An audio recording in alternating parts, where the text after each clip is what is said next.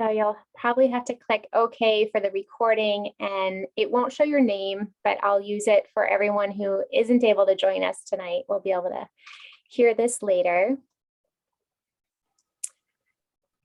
So welcome everyone. We have a fair amount of new folks tonight, so I just want to let you know you're in the right place. This is Western Wisconsin for nonpartisan voting districts. We want fair maps in Wisconsin, and so glad to have you here with us. And welcome back to all the regulars as well.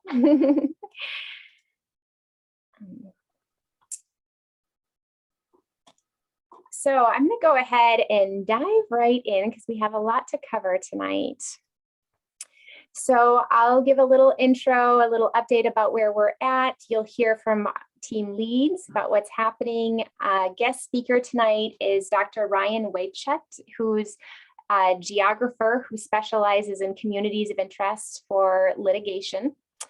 And then we'll hear statewide updates from Amanda this time. Great to have Amanda Peterson with us, who works with Carlene at the Fair Maps Coalition. And then Jay and I will close us up for the evening. So a little reminder of where we're at in our fight for fair maps. So some of you will remember that last summer, new fair maps legislation was introduced. That was 175 days ago, and it's still in committee.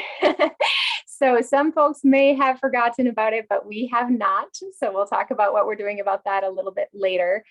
And then the place that we're at for legal right now is that we're in the courts. So as I think all of you know, the legislators put forward some maps, the governor vetoed them, now we're in the courts.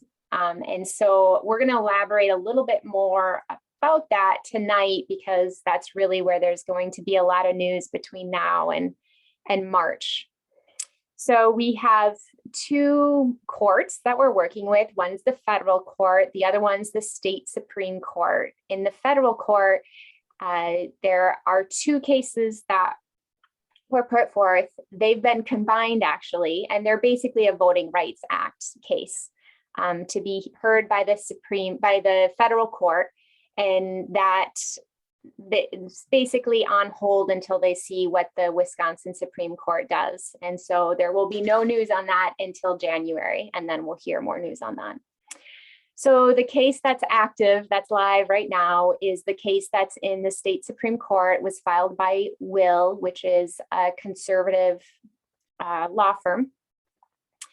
And this week is the bad news that I was referring to. This week, we found out that the court decided to take a least change approach, which means that they would like to cement the gerrymander that we've currently been living with. So it means they want to take the maps that we have since 2011 and make as few changes as possible.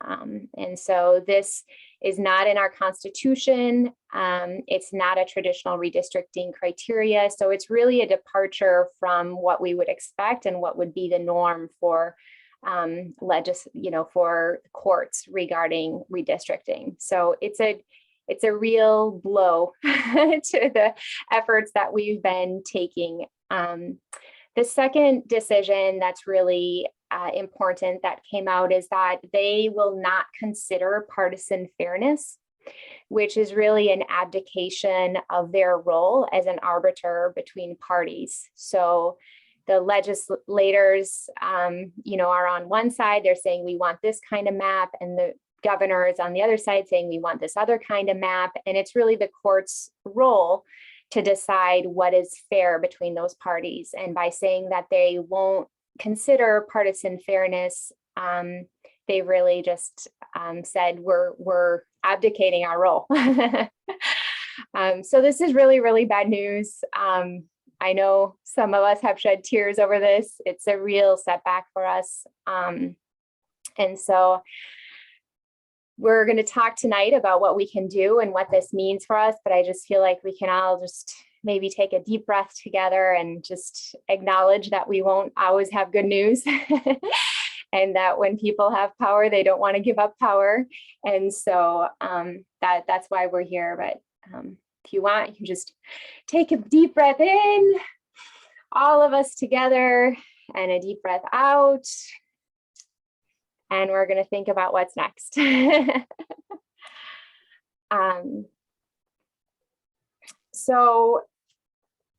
Let's see. Some of the things that, given this piece of bad news that we were probably not going to get a very good result out of the Wisconsin Supreme Court, a few things that we just want to look ahead to think of possible opportunities for good news. One is that we still have the case in the federal court. The federal court can't they can't make any decisions about anything that's related to Wisconsin law, but we do have the voter rights. So, that case that's in the federal court could soften a little bit this decision by the Wisconsin Supreme Court. It doesn't have the authority to just overturn it altogether. And there might be other cases that'll be filed that'll take a different approach. But the main tool that we'll have at our disposal in the federal court is cases that have to do with voting rights. And then let's see. The other couple things that I'll just mention real quickly is that we want to make sure that we have divided government as we move forward. So one of the, we know gerrymandering has caused a lot of things that we have not liked that are bad for Wisconsin, but at least if we have divided government, we have a little bit more power to stop really, really terrible things to happening. So that's just a little note that the November 2022 election for governor will be really, really important if we want to make sure that we continue having divided government.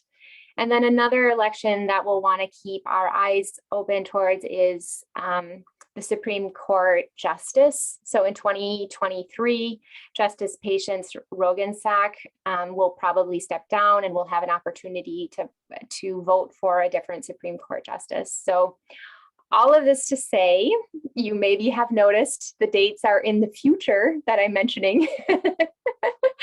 So some of you may remember that last July, I said, I hope Western Wisconsin for nonpartisan voting district doesn't have to turn 2 because we'll have taken care of everything before that, but that's probably not the case. Our group will probably turn 2 years old in July because we'll still have a lot of work to do.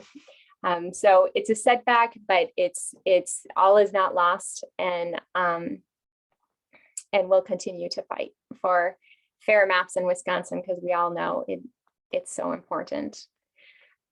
This is a description of the cases. I'll send it out as a follow-up. I don't want to read it right now, but I just wanted to share with you a quote that is very meaningful to me when I think about what's happening to us in Wisconsin right now. And this is Frederick Douglass wrote a letter to an abolitionist associate in 1849. And I wonder if someone would be willing to just read this paragraph for me.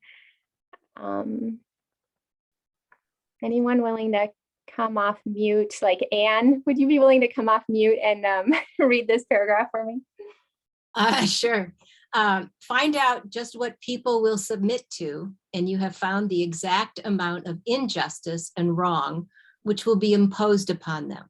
And these will continue until they are resisted with either words or blows, or with both. The limits of tyrants are prescribed by the endurance of those whom they oppress. So I just thought this was really helpful for me. Number one, we're not alone. A lot of people have been through a lot of terrible struggles. And in some ways, ours is not the most challenging. In many ways, ours is not the most challenging struggle that exists on Earth right now, or that has existed through the times. But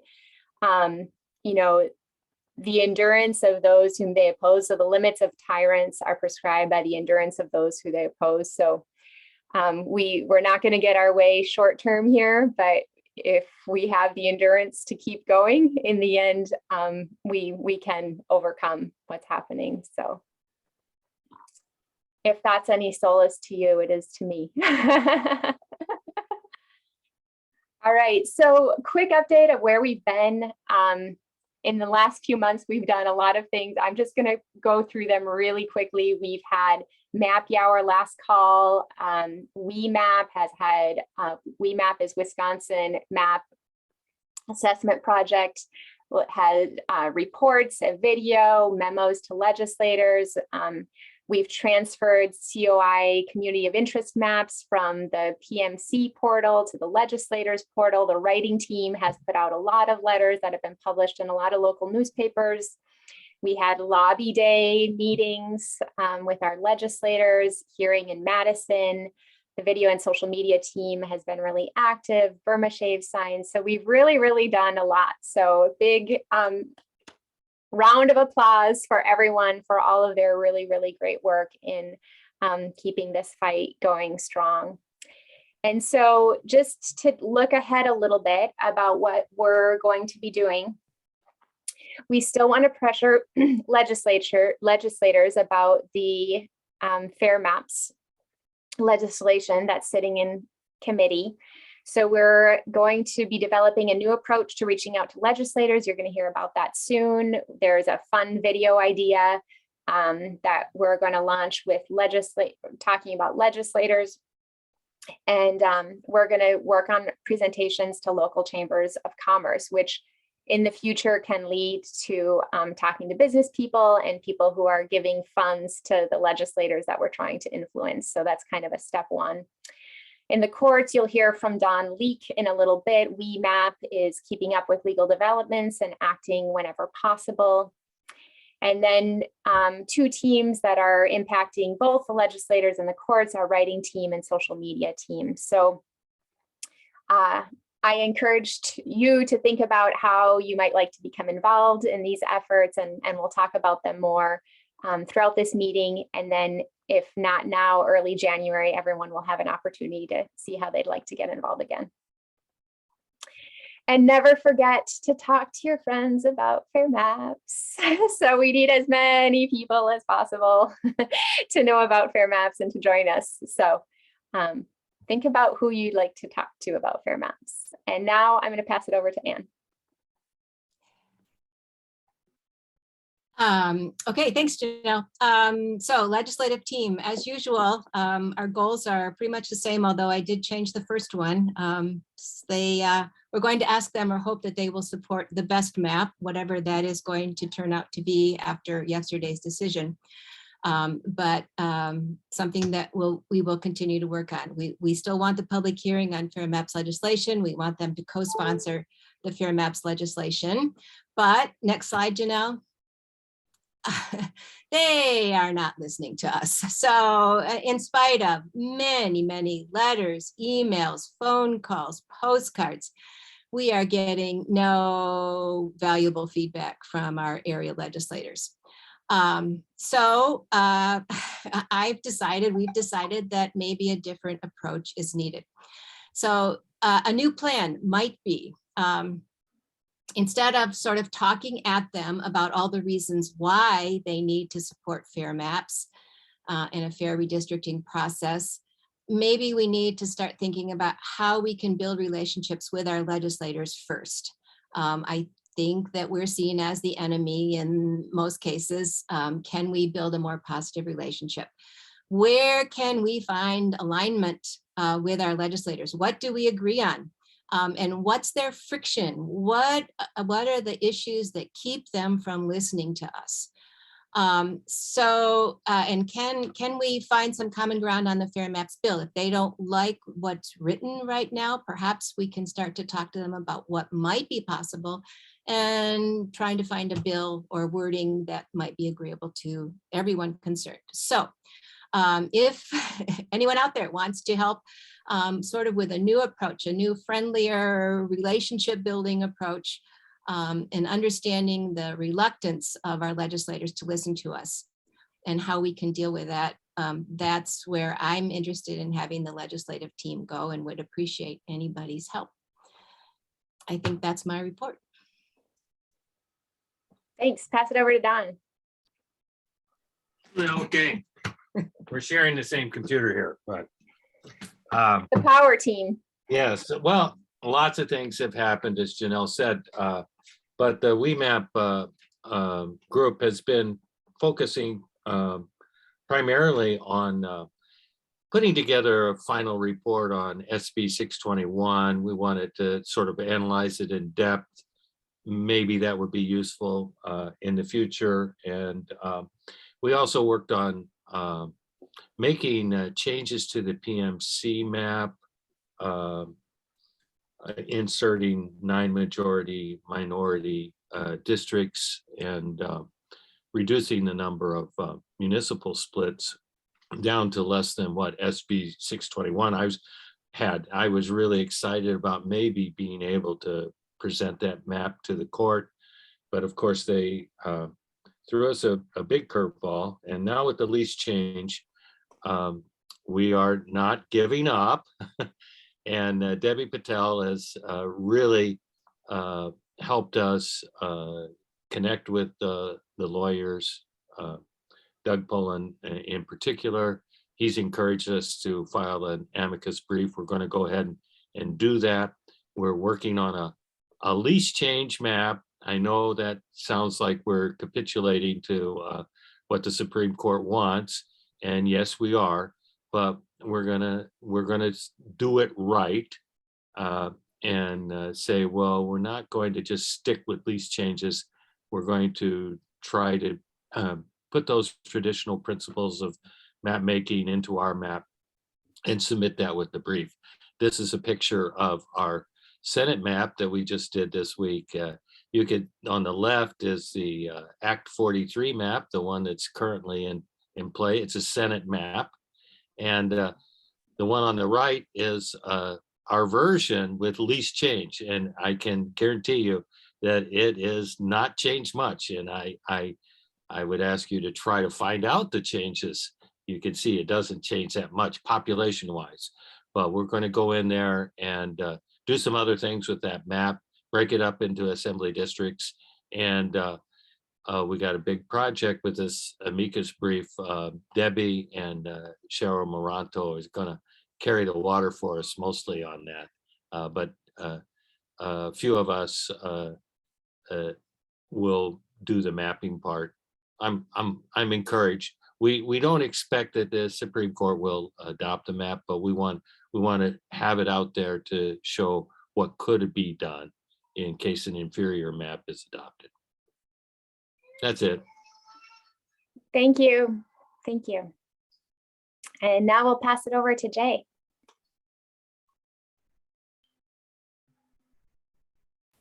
Everyone, so I'll just summarize the writing team's goings on and happenings right now.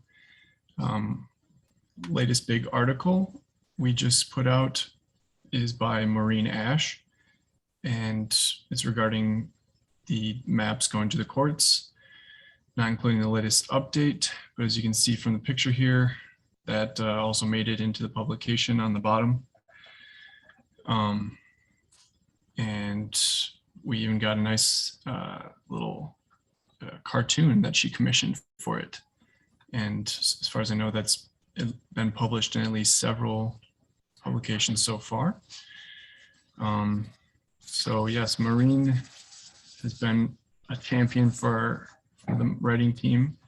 She also wrote a letter to the editor with the theme of hunting and other shared Wisconsin traditions.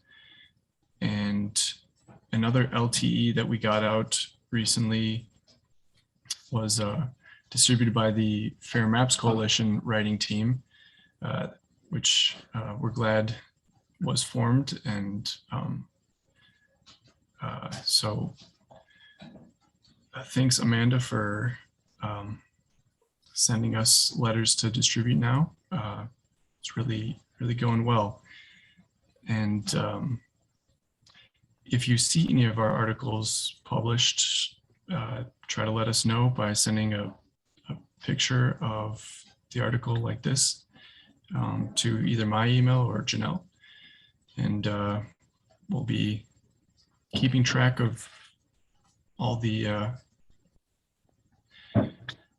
public opinion on fair maps that at this point just can't be ignored. Jay, there's a question in the chat box asking where have Marine's articles been run? I'll give a couple because I'm responsible for these two. Sun Argus and Baldwin Bulletin, and Jay, which other ones? I believe the Inter-County Leader is the one that you're seeing right here in the picture. Yes. It was in the Awesome. Hudson Star Observer today. Awesome. And I've seen it in the Pierce County Journal as well. And it's been in the Osceola Sun. Great. Oh yeah, Caroline, I saw your email. Thanks. Okay. Next. Yep. So moving on to social media and video. Fortunately, our head video editor, Sophia, isn't here, but our Twitter champion, Bob, is. But just a second, I want to take some time to say thanks to everyone who's donated to our social media ad campaign fund. Really a lot of generosity, and we look forward to putting that to work, promoting posts, and especially videos that we're working on. Sophia's working on as well as myself. A lot of good video from the hearing. And so yeah, speaking of Bob on the social media team, he has an idea for targeting GOP representatives that have slim majorities in their districts. One who kind of recently made the news was Dale Koyenga, because he came out in favor of fair maps by writing a letter to Speaker Voss, or maybe it was another leader in the House, but he was ignored. But we kind of connected the dots and realized he has a very slim majority, so that could have been one motivator for him to appear in favor of fair maps. So what Bob's plan is to do with the video campaign is to envision that someone like Dale Kuyunga or top of the list is Representative Assembly Skowronski and Knodel, but just envision that one of them did come out in favor of fair maps, and just ask people, what would you say to that? And so we're probably going to be asking people, maybe people who are at the lobby day, to record a little video and kind of try to give these members the sense of what a great thing would be for them to come out, and possibly a little just kind of encouragement and, push them to either actually come out in favor or specifically be on record against. So just kind of pushing them off the fence. So I thought that was really, really savvy. And otherwise, we're going to continue pushing the message of fair maps on Facebook and Twitter, and doing what we can. Thanks for the update, Jay. And Bob, did you have anything to add? No, I think Jay covered it very well. We want to make them feel what it would be like, to feel some of that praise if they did step forward. It makes it that much more uncomfortable for them to continue to deny us. We recognize it's a long shot, but sometimes you got to swing for the fences, even if it's not going to work. And I like it. It's a creative, out of the ordinary idea. And I think that it might take people by surprise and make them smile. So that's good too. Yeah. Great. Well, thank you everyone for those updates and for the plans. And we'll come back a little bit at the end about how you can get involved. But right now, I would like to switch gears a little bit and welcome our guest speaker, Dr. Ryan Weichelt. And I actually forgot to have Ryan explain to me how to say his name. So Ryan, maybe you can say your name for us. You got it close. It's Ryan Weichelt. Oh, very far actually, Weichelt. Okay, thank you. Welcome, Dr. Weichelt. And Dr. Weichelt's a professor at the University of River Falls in Eau Claire, and he's a geographer, and we're very, very pleased to have you with us tonight and to hear a little bit about communities of interest and courts and redistricting. So welcome, Dr. Reichelt. Yes. And the floor is yours. Okay, sorry. So it froze, so I didn't hear what you said. So if I missed something, I apologize. Thank you all very much for having me come talk today. It's always good to discuss, and hearing such an active group trying to push for fair maps is certainly a wonderful thing to see. I'm on the back end and more academic end, and I will have to say I have to leave at 7:55 today, so I apologize. I have prepping for a court case, so not in Wisconsin, so I'm not fighting the fight in Wisconsin right now. But needless to say, it's a joy to be here. So I guess I'll just share my screen. Janelle had contacted me just to ask me to talk in my interest, and that I've been doing redistricting studies for a long time. I'm a geographer, so there's not most people think we make maps, which we do, and you all are making maps too. So everyone's a geographer. Always remember that, because we're never lost. We're always exploring. So it's always fun, but to try to put perspective is that there actually are geographers that are studying this type of stuff. A lot of times it gets pushed into political science, and I think there's a political scientist here. So am I right? Is there a political scientist here, or is it mathematician? I know there's a professor here that's at River Falls.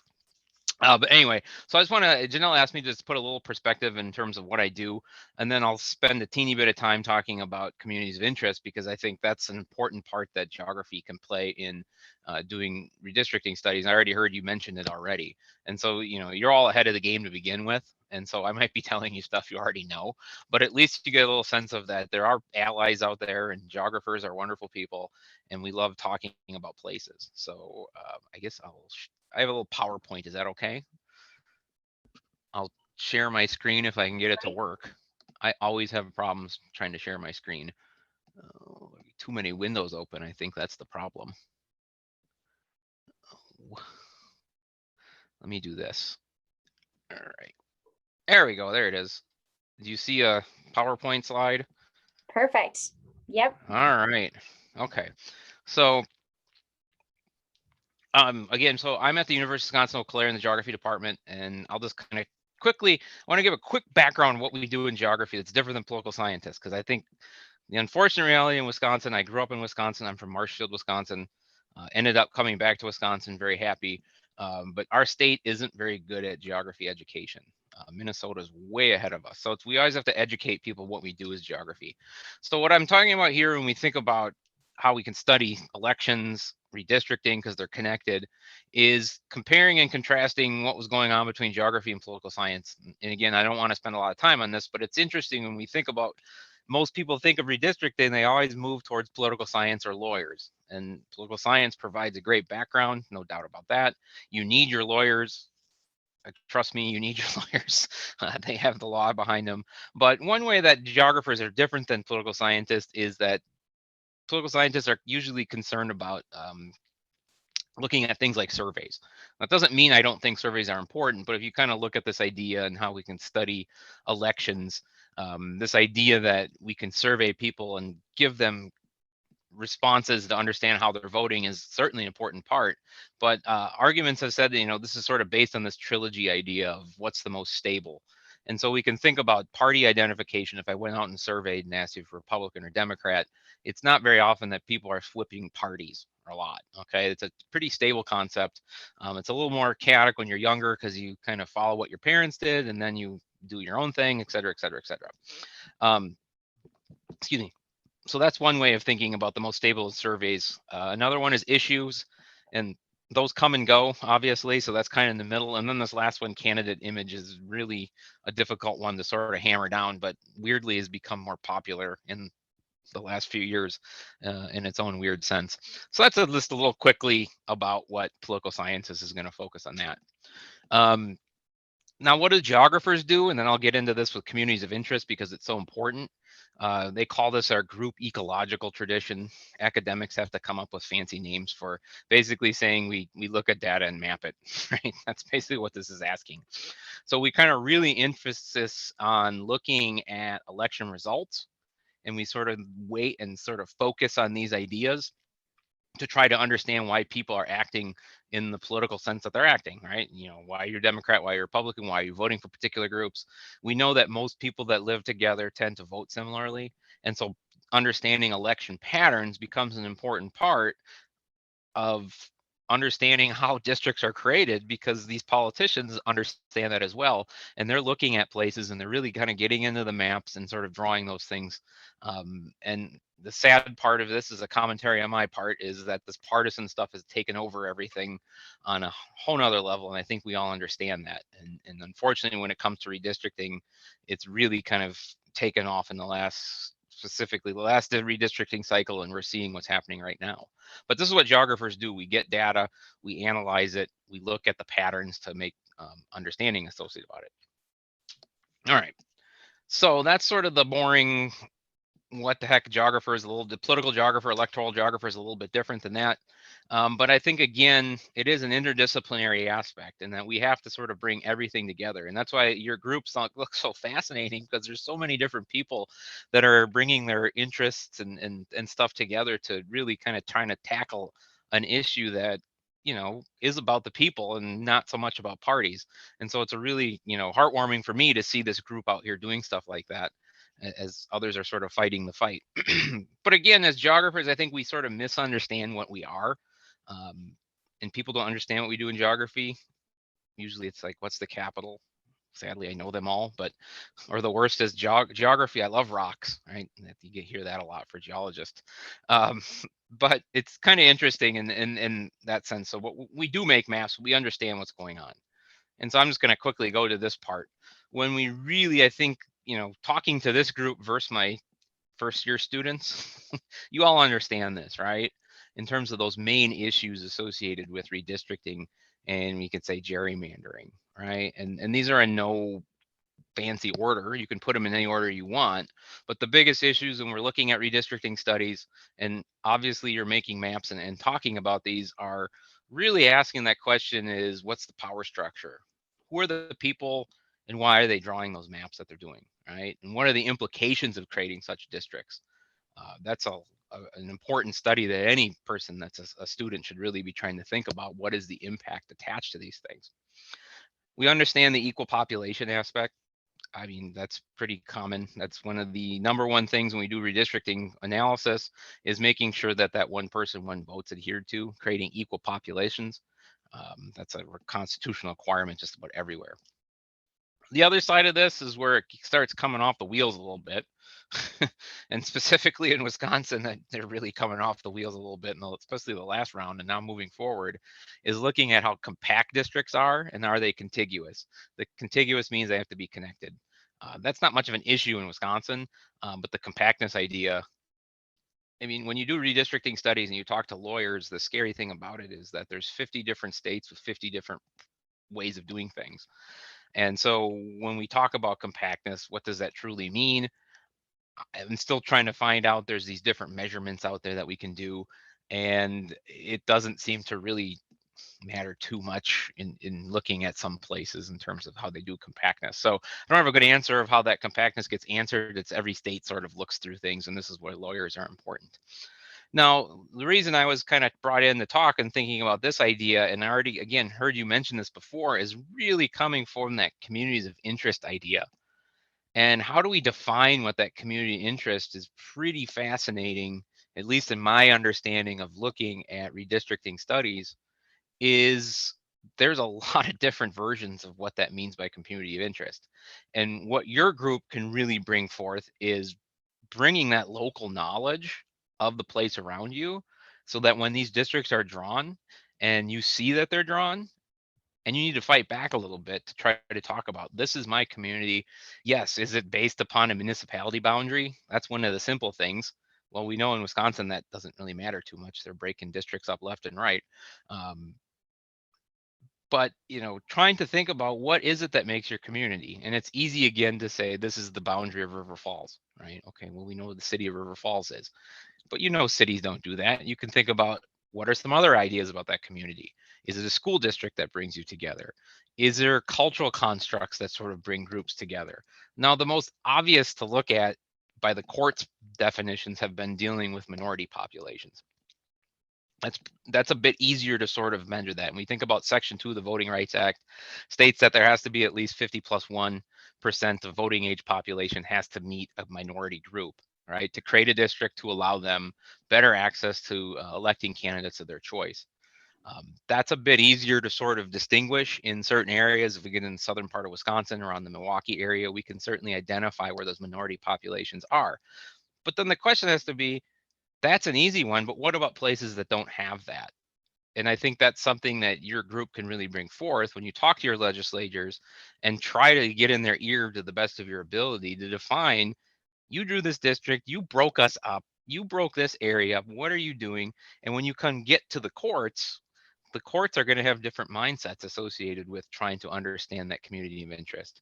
The easiest for them is municipalities. There's no doubt about that. That's an easier one to sort of identify. And when you can see that those are broken apart, it's a bit easier. I've done a lot of training, and there's been some interesting discussions of cultural stuff. That one group in Arizona was able to maintain a group because there was a hair salon there. And you're like, okay, a hair salon, what does that mean?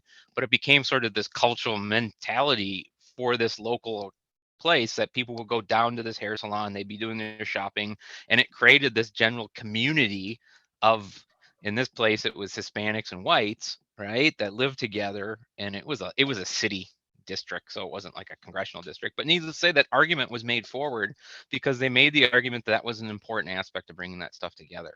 So community interests, don't just think need to be boundaries of municipalities. It's the easiest to identify, but we can identify other aspects, and having local knowledge, because the people that are drawing these districts aren't from Wisconsin. I can't 100% guarantee you, but many of them aren't, right? So I'm doing redistricting in other states I don't live in, right? So it's important that I get local knowledge when I'm drawing these districts to kind of help make that district in a way that I'm not, ignoring a particular group that should be get together. So again, as a geographer, we can bring that spatial knowledge. And since you are all geographers now, you can bring that spatial knowledge with you to try to tell legislatures that this is an important aspect. The last one I don't want to spend time, which is partisanship. I'm going to go through these other ones quickly because I know it's more fun to answer questions than me lecturing, and my students call these blue slides of death. So one way we can do this, though, is, and you see this in what you're doing, is why geographers are really important, is we use geographic information systems. And it looks like you're already doing this with some stuff. It looked like maybe it was Days Redistricting you were using, but there's other sources out there, open source. When you get into the more nitty gritty, you can do pay software. But there's a really fun book that was written by a geographer. It's a little old, but it's a good book, called Bushmanders and Bullwinkles. Mark Mominier is a very amazing cartographer, and he wrote a chapter called What a Friend We Had in GIS, and this is back in 2000. This is what revolutionized everything with redistricting studies and all the things associated with it. So you can easily use a GIS. This is obviously Days Redistricting, where you can go in and start drawing your own stuff. And so the more that we can educate people on how redistricting works, it makes it easier. So when politicians bring things forward, if you're more educated, you can fight back a little bit. And that's always an important aspect. But Days Redistricting is a great tool. It's limited in what it has. If you really want to spend some money, the number one software out there is something called Maptitude. The license itself is around $10,000 per state. So if you have $10,000 just to throw out there, right, you can sort of do this. And this really gets you the nitty gritty stuff, and you get a whole bunch of interesting information associated with it. But that's, again, another type of thing. So the last slide I want to leave in, when you think about this, so what is it that you want to sort of identify this community interest, right? I've already mentioned a little bit about this, but the general definition is a group of people with a common set of concerns that may be affected by legislation in terms of the things that are passed, and that's reflected in the districts that are drawn. So, you have to ask the questions, how can this be defined? There's no it's an exhaustive list that can sort of identify things. So most people want to think about race and ethnicity, but there's cultural constructs, there's neighborhoods, there's legal boundaries, obviously, and many different ways of sort of moving through that sense. And if you can come together as a community, it's a lot easier to convince. The key is convincing judges.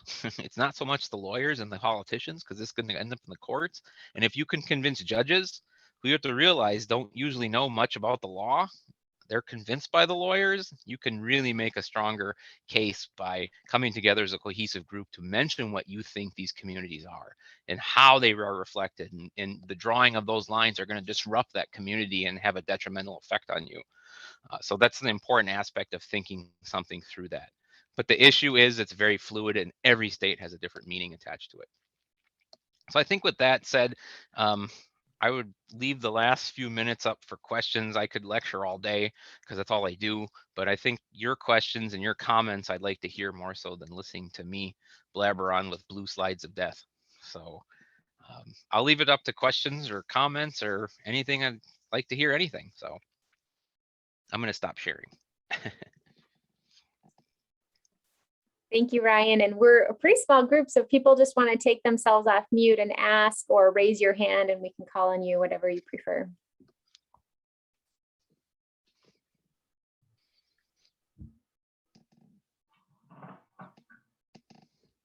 All right.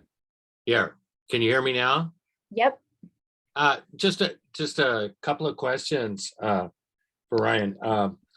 With the COIs, there's just so much information. I'm wondering how you pull that all together to make some meaningful conclusions about how the maps should be drawn, and how do you differentiate between someone's personal COI and something that's really a legitimate COI?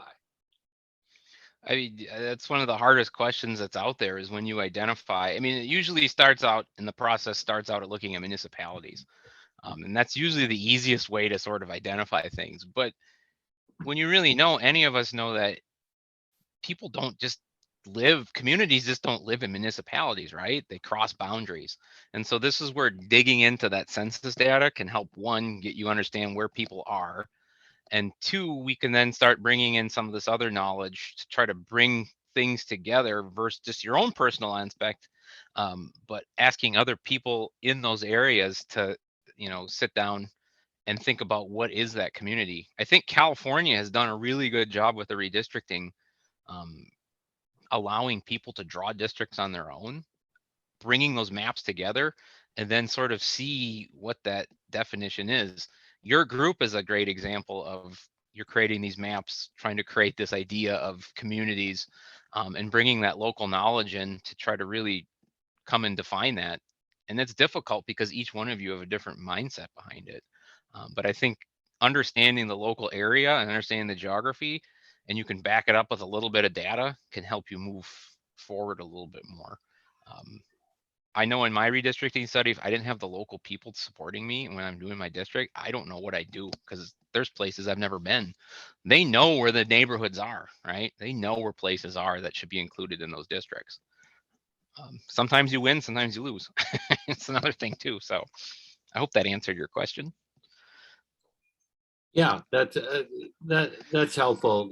The most that we've seen here from the consulting group was heat maps, and it's just sort of a vague kind of conglomeration, but you have to know that they're biased by how well the local organizations are pushing people to submit COIs. And you have a feeling that there are people out there that they could submit COIs, but they just don't, they're not contacted, they're not interested necessarily. That's a big problem. Yeah, no, definitely. Local people are the best. I always say that.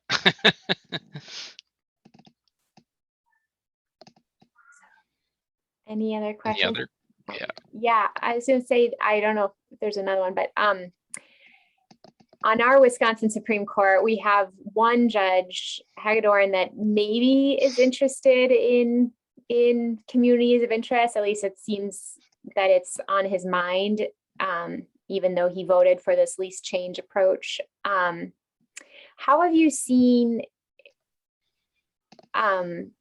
courts use community of interest? Is it usually like one specific example that gets brought into a case, or is it kind of that, like Don was talking about, there's this like heat map, like you say, oh, look, we have all of these maps and we take them all together and try to incorporate them, or are there other ways too? Yeah, this is the issue when you think about redistricting. Like I said before, there's 50 different states and there's 50 different ways of doing it. So to create a heat map of just saying we're going to overlay maps and say, well, that's a community of interest. I've never seen that approach. That's interesting that somebody actually did that. I'm kind of thinking through, well, how does that sort of work out? The few, I'm not the super expert. I'm newer in sort of the litigation of stuff like that. The courts have seemed to take stronger senses of when municipalities are broken up, where should those breaks actually start taking place, right? They've accepted the fact that municipality is going to be potentially broken up, but where should those lines go? And sort of identifying what's unique in those particular areas, and that testimony that can get brought in, not just from expert witnesses, if the judges allow it, right? These are always ifs. You can bring that testimony in to make that stronger case. I'm thinking like Virginia right now, they have special masters drawing the maps. So they have a Republican and a Democrat. They're not political in that sense. I know one's an academic, one's a TV host or something like that, but they're going to be taking public comment and using that public comment to help with their decision. So that idea of public comment becomes also incredibly important. And again, that differs from state to state, right? Some states don't allow that. And I know Wisconsin sort of was, and Hergdorn's always a sort of wild card right now. I wasn't sure how he was going to break. And when I saw it yesterday, I was like, oh, it's a strong constitutionalist. So maybe he'd be willing to make some of those subtle changes in the map that are going to be made moving forward. So the more public comment, the more you can do. I always say, if you don't play the game, you're not going to have a chance to win. So at least you got to give it a try. Yeah, we're certainly doing that. Yeah. Definitely. Ryan, do you think it's difficult to keep the politics out of those communities of interest? If you asked me 10 years ago, not maybe, but now it's like, oh my goodness, how do you keep the politics out of anything? I kind of have a bias against things like Dave's redistricting because it includes partisanship on the map. I don't like that. But this day and age, I don't know how you can keep politics out of stuff. But if a community is strong and there's interest associated with that community, and you hope that it would overtake people's political leanings, it's worth a try. But today, in this world we live in right now, it's extremely difficult to keep the politics out of stuff. And it's unfortunate that that's what's happened, in my opinion. So I don't have a good answer how you get rid of it. If you can figure it out, let me know, because we'll cut our money in half and half if you figure it out. So well, it occurs to me, Ryan, that if so many of us live in Western Wisconsin, you're not that far from us. Mm-hmm. And one of those communities of interest is such a large portion of our population drives across the border into Minnesota to work. So that's a community of interest. That was the one that I focused on. But if I lived in Oregon, you could have a farm community or a logging community, and they might be interspersed, but though people might have totally, completely different political interests, and that's where you get into the politics of it. Yeah, I mean, for Western Wisconsin, those of us who had to drive over to the Twin Cities to go to work, we're interested in the quality of the roads, the gas tax, a variety in 2 states. I think one of the big ones was whether we had to file in both of them because Wisconsin and Minnesota couldn't get their act together in terms of transferring the funds from our taxes from one place to the other. Yeah. Those become political things. Yeah. I'll pass it over to Bob because I know we've got just a few minutes left of Ryan's time. Oh, Yeah, back to- that's right. He's got a hard stop in Yeah. 3 minutes. Ryan, you won't be able to resolve this, but I'm going to throw it out there anyway in the amount of time. So my long-term objectives come at this from 180 degrees from the last few minutes of conversation. I want to embrace politics. So my question is going to be for you: are you seeing any movement in any of the 50 states in this direction? What I would like to move away from district-based representation to party proportional representation, like they have in New Zealand and several other countries. And I know that is maybe decades and constitutional amendments away from us, but are any states trying any experiments anywhere near that? I just had a lecture on election types today, and I was talking about proportional representation to my students. I haven't seen too much in the United States movement in that sense. I think one of the bigger movements I've seen is changing the election system with things like ranked choice voting, like they're doing in Maine, is an In the final opportunity. 5 in Alaska? Yeah, and sort of try to get in those particular movements that sort of break away that strong connection to party that just sort of dominates everything. I've seen that movement probably picking up more steam than the proportional representation idea. Okay. That, like you said, that's decades away, if even possible. There's too much power, there's too much money involved right now for both parties. But I think a ranked choice voting is maybe potentially one of the movements that I could see picking up way more steam than it is. Just takes a long time to count all those votes. Yes. Thank you. Yeah. Yep. No problem. Great. Well, super fascinating. Glad to have you in our network now. We might reach out again.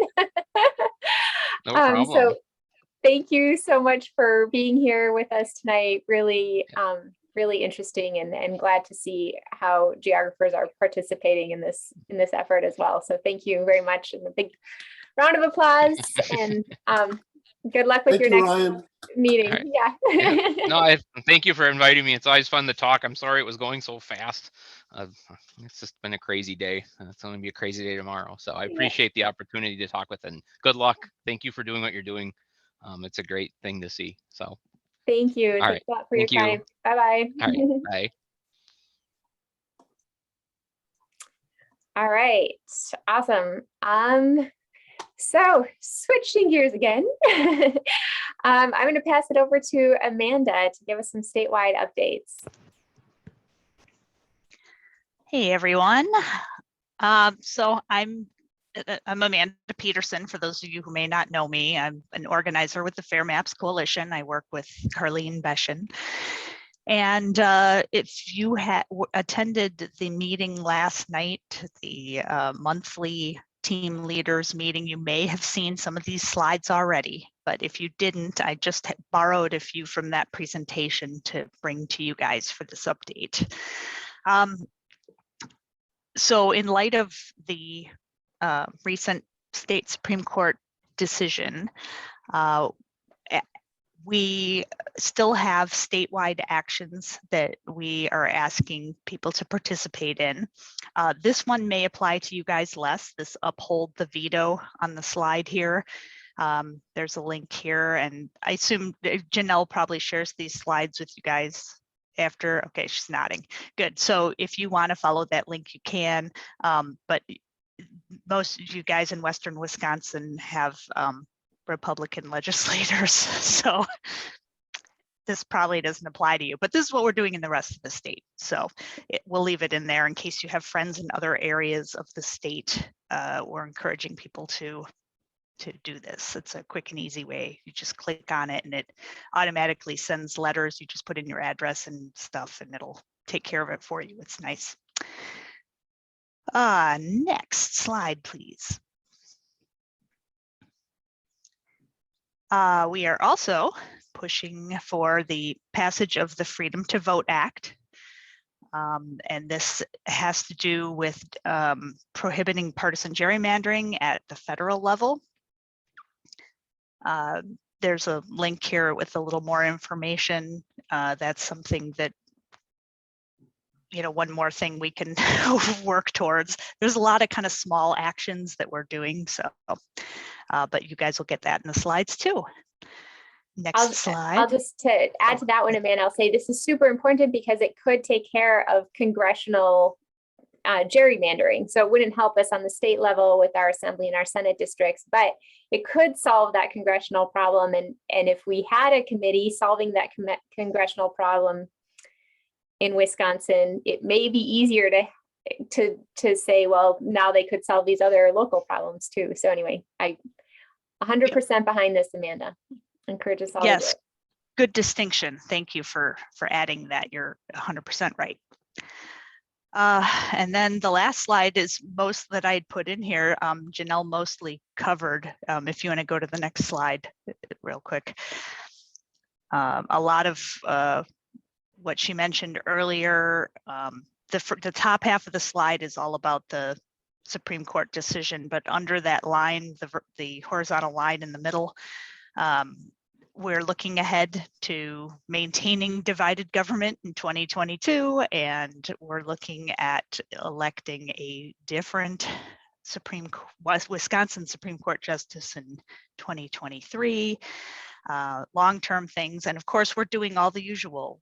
We are still asking people to contact legislators to push for a nonpartisan redistricting process.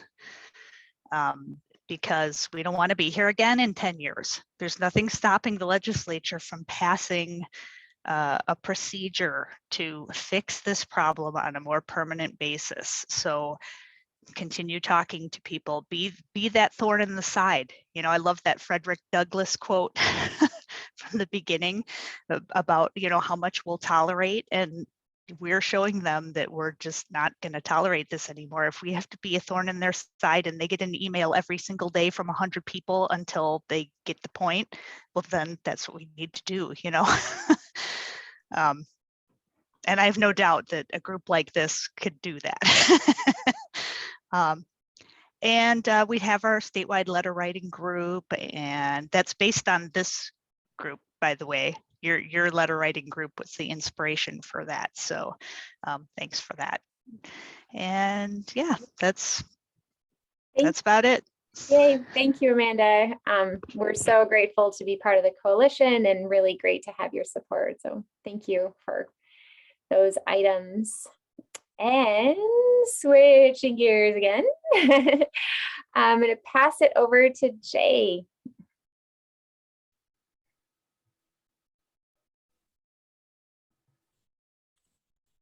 So I'm just going to announce to everybody that I am going to be moving out of my role with WWNVD to focus on other things in Pierce County Grow's organization. And I just wanted to say that I'm really grateful for the privilege of working with you all in the campaign for fair maps. I believe fair maps will continue to be the most pivotal issue of any in Wisconsin until it's resolved.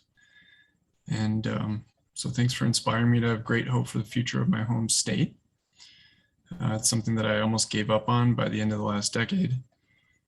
And I'll continue to bring this energy of renewed hope to apply myself to more local organizing efforts. Thanks. Great.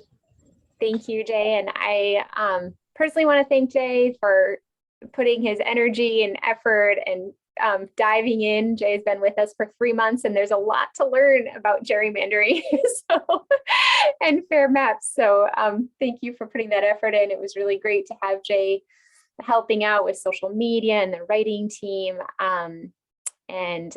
But he'll be working on other projects and you'll probably hear about those as well as they grow. So we'll keep the connection, but Jay's role will change a little bit. So thank you, Jay, for your work with WWNVD. And so given Jay's transition to other projects, we're now in a position to hire someone else to work with fair maps. So we would love to get someone on board in the new year. So we've got PC Grow Field Organizer for WWNVD. That's a new position. It's about 20 hours per week. And it's a contractor style position that gets paid by the hour. So if you know of anyone, or if you personally would like to take on this job, please, yeah, share it. And Jay will put the links in the chat, and then I'll share this in the follow-up email as well. The other position that PC Grow is looking to hire for is a communications manager. So this is someone that'd be in charge of things like the website and social media and what we're talking about, how we talk about things. And so if you know anybody who might be interested in that role, please share that as well, or consider it for yourself. But we're excited to be in a position where we can grow the team and continue to do more and more. So help us spread the word, please.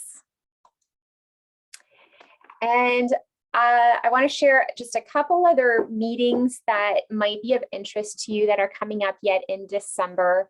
The League of Women Voter Green Bay area is having a meeting with Sachin Chetta, who's the director of the Fair Elections Project, as a guest speaker, and it'll be specifically about court cases relating to political maps.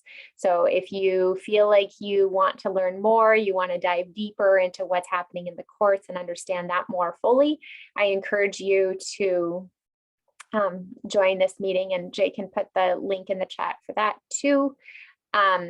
And it'll be in the follow-up email. So everyone's welcome to that meeting. So if you'd like to go, please do.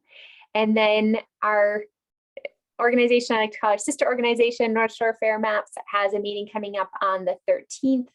That's also about maps and the courts. It is what's happening right now. So that's what everyone's talking about. And Professor Robert Yablon will be there, and it'll be a really, he's been very involved with what's happening. And so I'm sure this will be very informative as well. So I encourage you to consider that if you're free on Monday at 7.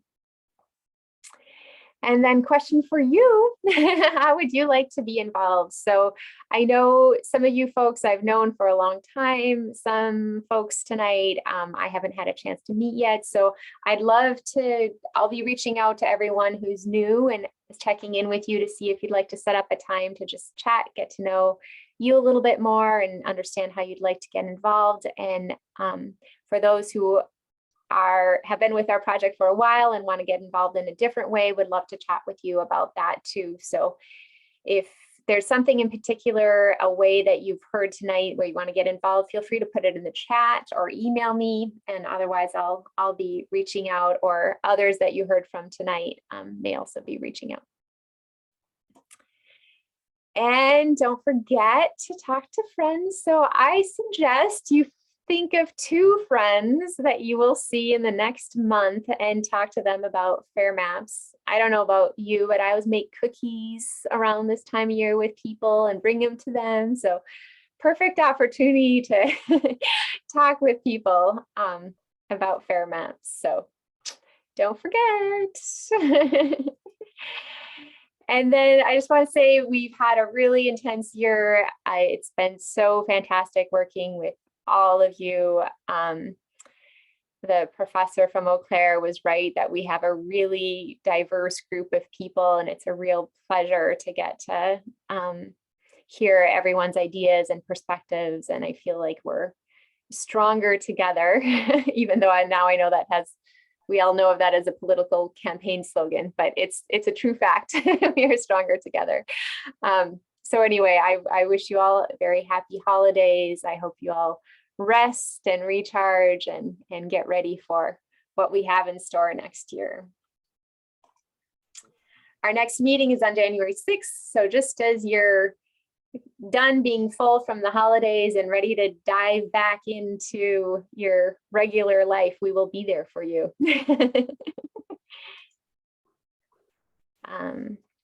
And we have just a couple minutes, so I just want to open it up and see, are there any questions before we sign off about our meeting tonight, about the court case?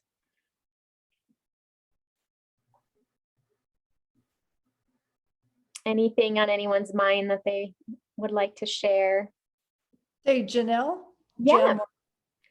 If we want to stay in tune with what the social media folks are doing, Rob and whoever else is involved with that, how do we plug into that?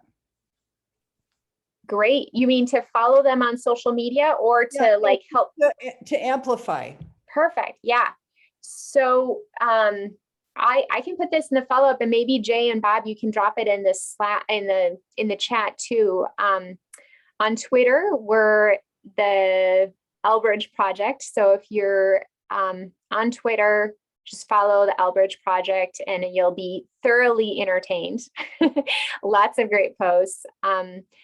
We are also on Instagram and on Facebook, and there we're under Pierce County Grassroots Organizing.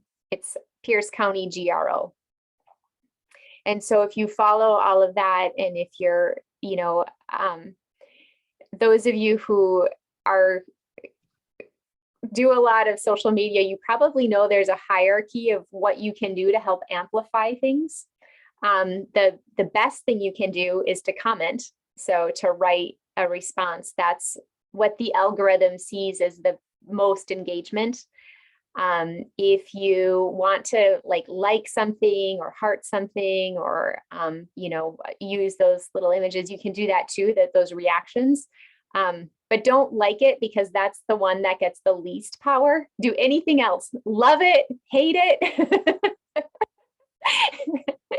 Social media works that the more, you know, the more emotion it generates, the more the algorithm thinks it's a good thing to promote. Anything to add on that, Jay and Bob, since you work with it all the time? So, so that was the response. If you are interested in following the social media, there is a social media and video team that meets every other week. And so if you have any desire to participate in that, even just to sit in, even if it's not what you're planning to actively work on, let us know, and we would copy you on that, and you'd be able to join us for those meetings.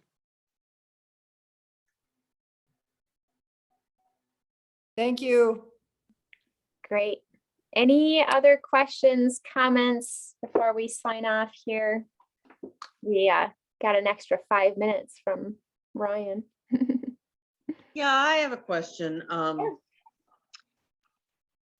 You know, it's hard not to be pretty disappointed about what's been going down. And I'm kind of at the conclusion today that we're not going to win this one. I mean, we've been talking about this for a long time, and I haven't set my entire life on this win. But so if we look forward, doesn't it seem like maybe we should be looking for some candidates, some really rock solid candidates that can run against the people who are now in office, and people that we respect and think would respect some of our voices? I mean, are we going to get into that? Because I don't think they're going to be running as Republicans. So, yeah, there are people across the state, and I think we should keep our eyes open here as well. Given this decision of the lease change, you know, it's very likely that the maps that we'll get in March are not going to be that different. So we're going to be looking at, perhaps for the near future, the same representatives that we currently have, still having the same ones. So we have two options there. I mean, it may not be very likely that we would be able to elect someone from a different party. So given that that may not be very likely, we kind of have two options. One is convince the legislators we have now that, you know, they need to support new legislation so that we have a new way of drawing districts, which I know seems like a long shot, and it is, but I don't think it's impossible. Many of our legislators have told us that they think gerrymandering is wrong. They just haven't signed up to say that they think the Fair Maps bill is the solution to it, but they do agree that gerrymandering is wrong. So I think there's a little bit of hope there. And the second thing is that I know, you know, folks are looking for Republicans to run that would support fair maps. And we know a lot of Republicans support fair maps. Just once they become elected officials, they have to listen to the party bosses and don't have very much freedom anymore. But that's another thing to look at, you know, a very, yeah. So we could look for candidates that are very charismatic and that could win, you know, on fair maps. But it's not likely to happen from a Democratic. From a Democrat, it's more likely to happen from a Republican. That's less partisan. Any other thoughts on that from anyone else in the group? Can I add something really quick? Yeah. I just wanted to say I think that's true.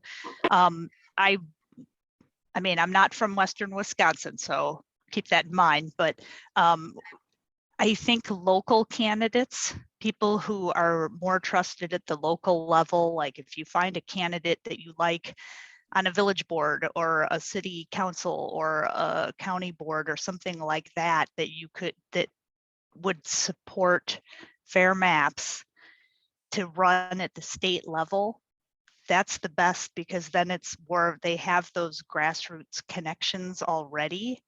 And because you know them better, because they're your friends and your neighbors, they're closer, less removed from the people, and might be more beholden to the actual people. They can run for office, but they're less likely to follow party lines than they are to listen to their constituents. Right. Just some thoughts. Thanks, Amanda. And yeah, maybe just one last thing I'll say is that, you know, we're not going to win this short term. I agree entirely on that. There's no magic trick that we're going to pull out of our sleeves that are going to make Wisconsin have fair maps in the next couple months. Not very likely. We might have slightly fairer maps still, thanks to the federal court. But it's not lost. Like we'll have to do more work to get there, but it's not lost. Juliet? I was just going to say there are a few legislators who have been supportive of fair maps and are incumbents that are running again. So if you know them, you happen to be in their districts, do everything you can to be supportive of them and make them I mean, they've already been champions in many instances, and just shout from every hilltop about their work and how important it is that they carry that, continue to carry that torch going forward. Great. Anything else? No? All right. Thank you, everyone. Thanks for having your thinking caps on ours as how we can maneuver our power, the power that we have as people with the vote. So thanks for keeping those caps on. And I'll just leave us with this quote from Nelson Mandela: "It always seems impossible until it's done." And we'll feel that way someday. We'll say there were times where we thought it was impossible, and then we'll look back and be like, oh, but we did it. So we just have to stick in there, have the perseverance to keep going. So I'd like us to leave today on people power, because we are people. We have a voice, we have a vote, we have good ideas, we have lots of strategies that we're going to use to make a difference. And we're just regular folks in Wisconsin trying to do our best. So if everyone wants to take themselves off of mute, and on the count of three, we'll say people power. So 1, 2, 3. People power. Yeah. All right. Yeah. Happy holidays, everyone. Thank you so much for being here. Thank Happy you. holidays to all of Happy you. holidays. Bye, everyone. Thanks, Janelle. Bye, everyone. Bye-bye. Bye-bye.